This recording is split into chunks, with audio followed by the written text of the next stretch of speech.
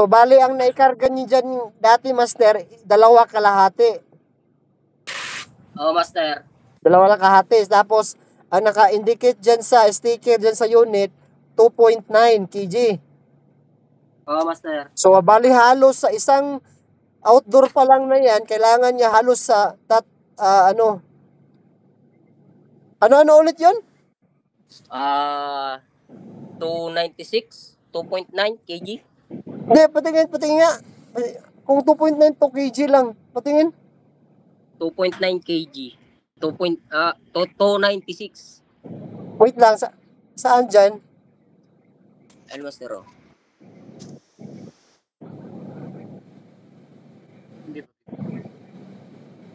Network.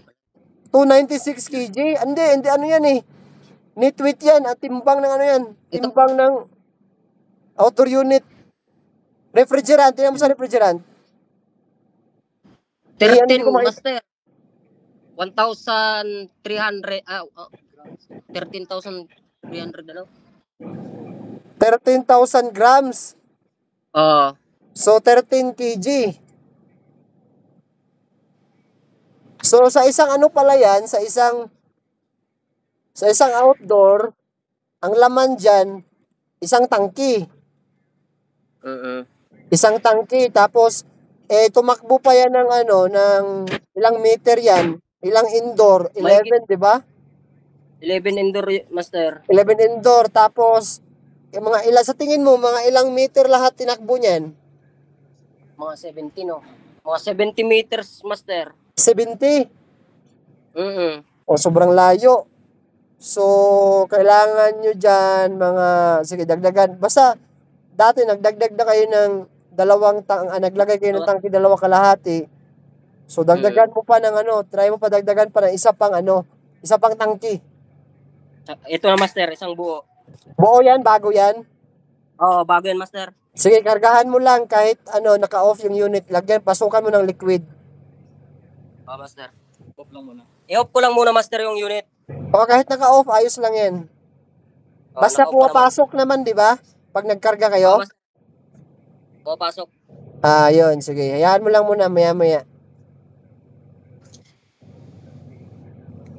Itong dalawa, master, ito yung nag-H7. Bali, pagkatapos namin ito, yan yung susunod namin. Ang ayun no dyan, yung X7 na yan, baybayin nyo talaga yung isang system na yan. Yung 11 units niya, hahanapin nyo yung first indoor hanggang sa last indoor na 11 indoor.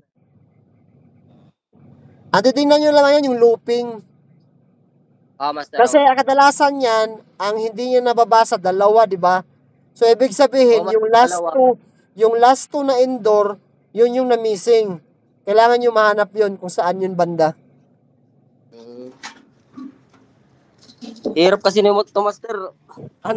Hindi namin alam kung saan yung talagang kapasukan para kami. Mahirapan kayo yan, master. Alam nyo kung bakit? Kasi wala kayong planong dala eh. Okay lang sana kung may plano kayong hawak.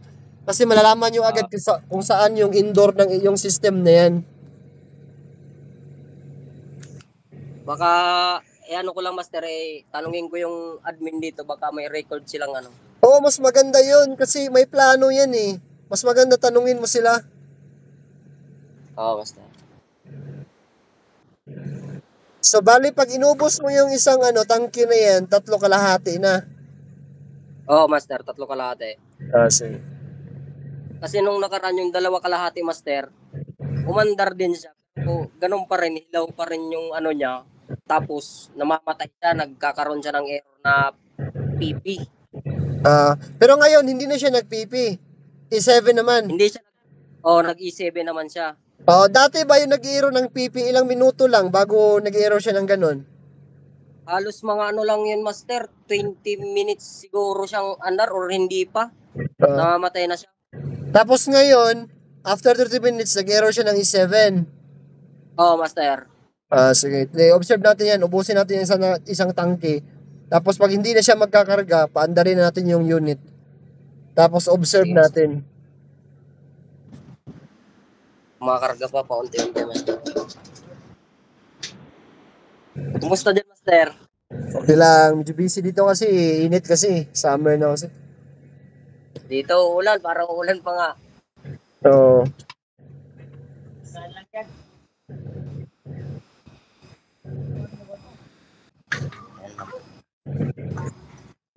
na monitor mo ba pagka under na yung outdoor, pati yung compressor umandar, dalawang compressor?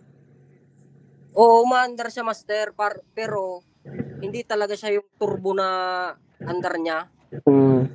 Sige. Hindi siya bumibirit. Yung andar ng compressor, yung paunti-unti lang muna. Tapos kapag yung... Sobrang dami pala yan na naubos na nila noon, no? Oo, master, sobrang dami na nga Tapos, nito. pagdating mo dyan, may laman ba yung mga system o wala? Yung pagdating ko dito, master, may laman naman yung system niya. Okay? Pero yung laman Pero niya, puno ba siya or nabawasan? puno man siya, master. Ang history lang talaga daw is hindi nga nakapag-vacuum. Sino naman nagsabi sa inyo na hindi binacuum yung system? Yung ano dito, master, bantay. Wala man daw ano.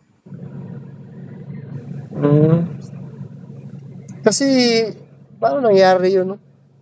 Na installer Ang sila ng ano, BRF tapos hindi sila nagbabacuum. ang ano lang ata, master, ang sabi, kasi pangalawa din ata yung nasundan namin, yung isa daw na kontraktor ng nauna, binakyum niya. Okay. Tapos, ano, iniwan ata, binakyum lang, tapos tinanggal nila yung gauge, tinanggal nila lahat, tapos hindi pa rin inopen yung pinaka, ano niya, yung service valve. Uh, Tapos yung dumating naman yung pangalawang kontraktor, yun naman, diretso na sila, binuksan na lang yung service valve, hindi na sila nag-vacuum ulit. kahit walang laman yung ano, walang laman yung tubo na papunta sa indoor. Wala. Sakit sa ulo nga yan. Ang dami na pala kontraktor na pumunta dyan. Pangatlo na pala kayo. Pangatlo man kami.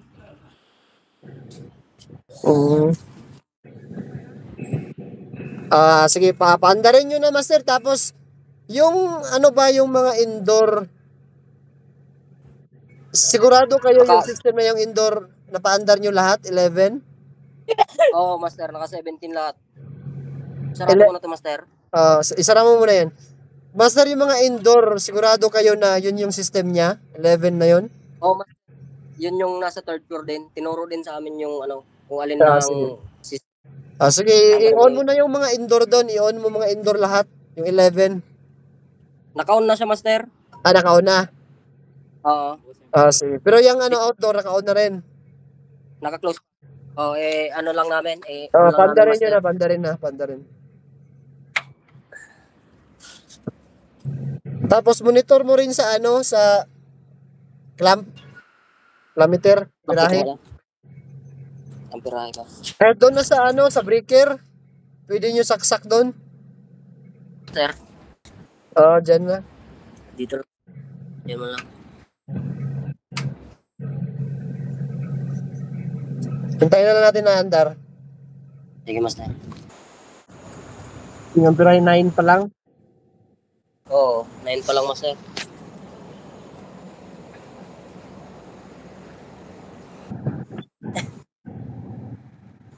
Bumababa yung gauge. Pero pa rin, master. Nasa 200 pa rin siya. 200 pa rin. Sige, hintayin lang natin. Master. Ganun pa rin? Ano, yung ampere ay yung gauge niya nasa 170. Ang pirahe? Ang pirahe niya 19.1. Naglalaro sa 19. So, hintayin natin na yung bibirit talaga siya na yung malakas. Tapos, ito, tingnan na, ipagawa ko sa iyo, master. Punta ka nga dun sa, ano, sa panel niya. Buksan mo muna. Buksan mo daw tayo, yung panel.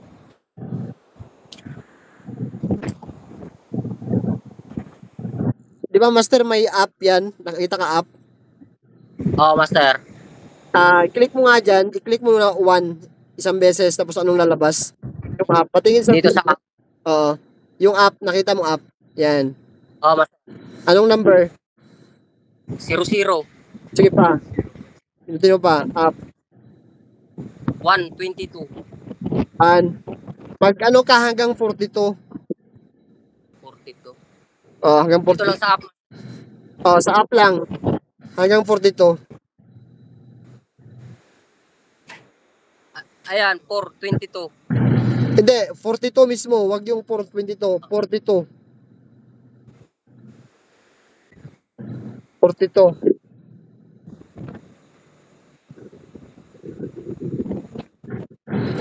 Tapos pagdating ng 42, i-stop mo. Tapos magtingin mo kung anong number lumalabas. Sa number 42.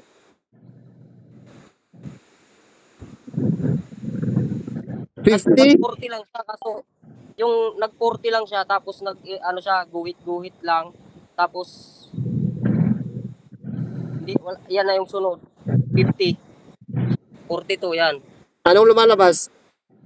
5149 5149. oh Tingnan mo nga dun sa cover niya. May nakalagay dun Papatingin nga muna sa cover. Yan. Hanggang ilan lang? Hindi, dito sa, yan. Hanggang ilan? hanggang 40 lang siya. Hanggang 40. Hanapin mo nga dyan, Oh. anong number yung nakalagay dyan na refrigerant state. May nakalagay ba? 37 37? oh master. Sige nga, tingnan mo yung 37. Ano sulat? 37 Zero, so ibig sabihin normal na yung refrigerant na nabasa niya ngayon. 37 ha, zero nakalagay. oh Sige, isara mo siya ulit. Isara mo. Hayaan mo lang. Mag-automatic na yan. Isara mo lang yung cover niya. oh oh So, naka 10 minutes na tayo under, 22 amperahe, tapos yung pressure niya 160. Ngayon, oh makapunta, may dala ka bang May dala kang gun thermometer? lang Gun thermometer, meron kang dala? ay wala kami nun master. Wala kayo? Check mo na lang doon, malapit lang ba yung indoor? Check mo nga yung buga ng hangin doon kung may maramdaman ka bang lamig o wala. Sige master, meron na siyang lamig master. Medyo malamig na din. Tapos check mo rin sa sa ibang indoor. Yung ba yan, lahat kasi type? Oh master, lahat kasi type. Check mo nga yung ibang indoor kung lumalamig ba siya. Malamig. Ano yan, master? Mall yan, mall? Oh master, paupahan siya. Basta, i-check mo lahat ng 11 indoors niya sa isahin mo. Pero may lamig na siya. May lamig na siya. Pero about dyan sa sa airflow niya, pwede yan siya i-adjust doon sa board. Yung sa may ipipihitin sa sa indoor board na lalakas yung airflow niya. Yung pipihitin lang. Meron dyan. Sige, mamaya na yan, problemahin mo muna na mapaandar yan. Yun muna ang anuhin mo. Taas na akong master. Yung 11 units, na-check mo na. Goods naman, malamig. Oh master. So, tapos monitor mo naman doon sa outdoor. Sige master. Numbers na siya. Nag-30 siya. Tapos yung pressure, tingnan mo kung ilan. 140. 140. Master. Sige, maintain mo muna yan. Observe mo muna siya. Pag bumaba siya, master, abot siya ng 110 or 120, dagdagan mo. Ha? Sige master. Dati hindi siya nagaganyan? Hindi siya master nagaganyan master. Bali ang dati, nasa lang siya lagi. 160, 155. Hindi siya talaga bumababa. Pero ngayon bumaba siya ng kaunti. Sige. Tapos yung amperahe niya, nagta-30 na. Dati hindi siya umabot ng 30, no?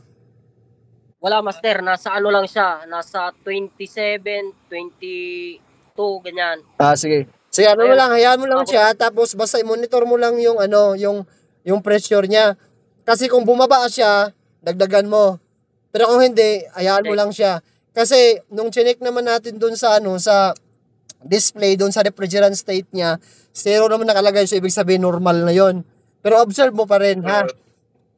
Sige, Master. Sige, Master. Sige, update mo lang ako kasi may trabaho pa kami. Thank you, Master. Thank you. Sige, sige. Thank you, Master. Sige, sige, sige.